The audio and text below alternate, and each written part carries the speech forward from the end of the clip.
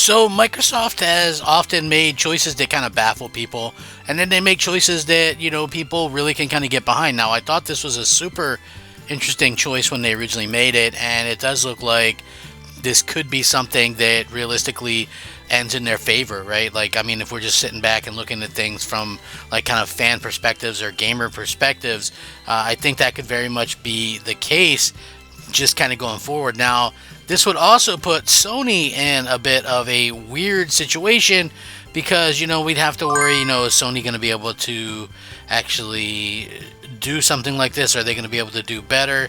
We'll see what's going to happen. Like I said, I'm open to, whatever happening can happen.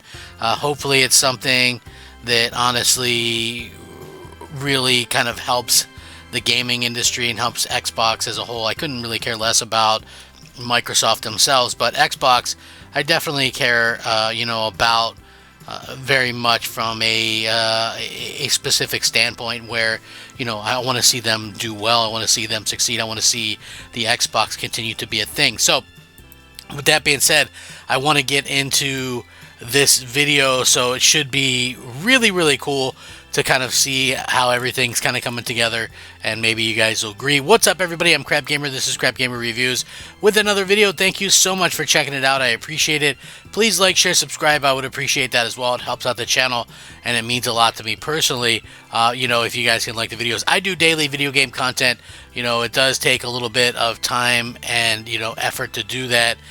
With that being said, if you're looking for a informative yet entertaining person, that's me. So hopefully you guys can really kind of understand why I do this. It's just fun for me. I like talking video games. I love video games. So with that being said, a lot of people kind of put down the the Xbox Series S. And you know what I mean? I feel like that is a really kind of a bad thing. Like, I get it. People like to make fun of it. It wasn't some, it's not as powerful as the PS5 or the Series X, etc., etc. But as someone who has kids and, I got them all the Series S, they're not into gaming the way that I am. They like to play the Fortnite and, stuff like that.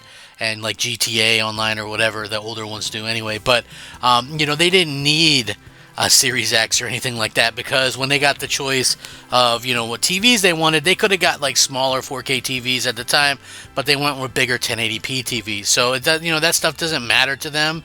They just want a game or whatever. And to be honest with you, I have, I do most of my gaming when I play Xbox on a Series X, of course, but there's also a situation where obviously I have a Series S set up in the living room, and it's easy to kind of just take your games and you have your games, and you can play them between, if you're in the living room, you can play, and it looks good and everything looks and plays fine. So I never understood the sort of hate that it really got. But with that being said, now we have a little bit of a kind of a very interesting factotum here coming from Digital Foundry that could really lead to a bit of a really cool thing for Microsoft in the coming years. Now, according to Digital Foundry, they kind of pointed out that Sony's going to have a harder time producing a handheld due to the lack of a Series S like SKU like that Microsoft has. So basically, we know that Sony's working on a handheld,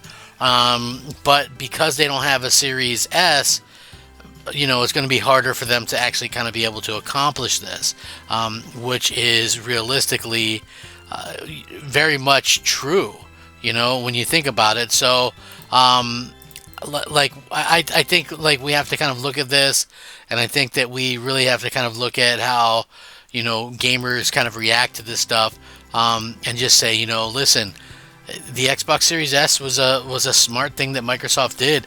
The other thing is, Jez Gordon from Windows Central said that he spoke to some Xbox people about the Series S performance target, informing their decision while prototyping the Xbox handheld. So the Series S is the right choice. So basically, they're going to be able to do a handheld that's pretty powerful, up to like the Series S sort of level power, but in handheld form. And that's going to be awesome. I think a lot of people are going to be into that.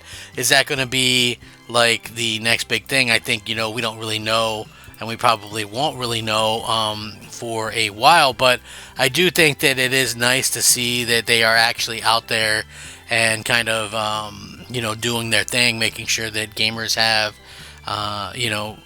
stuff to play. For me anyway, it's nice to see that Xbox is kind of doing the best that they can do to kind of achieve what they kind of want to. So honestly, like you want to try to attack various different things. So you have a console. I get what Microsoft, they're like, okay, well, let's offer this. And I just think that, I don't want them to mess up and not have exclusives in the first place. So, again, I think that that's probably where I stand with this. And hopefully you guys understand where I'm coming from. Have the option for the handheld, have the option to kind of do the things that you really want to do in the future or whatever. So you know what I mean. I think that you can have a situation where gamers can be happy. You're gonna have some people gaming, and you're gonna have some people kind of gaming on a handheld. You're gonna have some that want to game on a PC, some that want to game on game wherever, you know what I'm saying? So like again, that's kind of where we're at with this stuff, you know what I mean? Like we got to really be able to kind of say, okay, well, you can pretty much game on whatever you want, and that's exactly kind of where we're kind of at with this. So I hope that could be like the situation going forward. It's like, okay, well, we have we have an Xbox, we have a situation where you also have a handheld Xbox, you have a PC, you could, however you want to go about it. I think that's basically, kind of where you kind of are with this situation. So Microsoft seems like they're going to have a little bit easier time, a little bit better time than, say Sony with this. But again, I think that that's probably a little bit better planning. If you look at how they actually like kind of plan some of these things, that's why the Xbox Series S even has more 120 frames per second games, because they were able to kind of go out there and have some of these games or whatever they could do different things. You know what I'm saying? They started kind of getting ready for that years ago with the Xbox One. They had the Xbox One that was like capable of doing a lot of different things, and at the end of the day, that really kind of helped them. So if you look at it, there was some stuff, like if you guys remember, there was Rocket Cars or Rocket League or whatever that was like 120 frames on Xbox Series X and S, and it couldn't be on the PS5 because even though it was capable, you would have had to go back and make an entire like patch for it or whatever, would have to be built from the ground up. But because the SKUs for the Xbox One supported 120 frames, they were fully able to kind of go out and do that right from the beginning. And that's why, like, one of the main factors, like I can remember when the Mass Effect trilogy came out, the reason why I bought that on the Xbox Series X is because they allowed me to play that at 120 frames. And the PS5 version is capped at 60, which isn't bad. Like, I'm not knocking 60 frames or anything. I just think that, for me, I bought the new TV and I'm able to kind of do the different stuff. And so with that being said, I just preferred being able to play play it and it looked great, and kind of able to do all the different things on my new console. And so that's kind of where I stood with that, you know what I mean? So yeah, listen, I think that the handheld is going to be cool.